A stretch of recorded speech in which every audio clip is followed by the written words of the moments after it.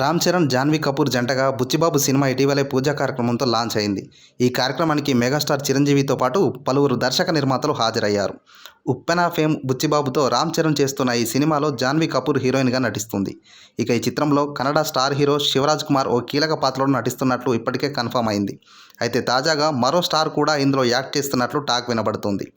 ఈ సినిమాలో బాలీవుడ్ యాక్టర్ సంజయ్ దత్ కీలక పాత్రలో నటిస్తున్నట్లు సమాచారం. ఇప్పటికే సంజయ్ దత్ని సంప్రదించి నేరేషన్ ఇచ్చారట. కథతో పాటు తన క్యారెక్టర్ కూడా బాగా నచ్చడంతో సంజయ్ దత్ ఇందులో నటించేందుకు ఒప్పుకున్నట్లు తెలుస్తుంది. త్వరలోనే దీనిపై అధికారిక ప్రకటన వస్తుందని సోషల్ మీడియాలో వార్తలు వస్తున్నాయి. ఈ సినిమాకి ఏఆర్ రెహమాన్ మ్యూజిక్ అందిస్తుండడం మరో విశేషం. RC16 వర్కింగ్ టైటిల్తో మొదలైన ఈ చిత్రానికి పెద్ది అనే టైటిల్ పెడుతున్నట్లు కూడా రూమర్స్ వినిపిస్తున్నాయి.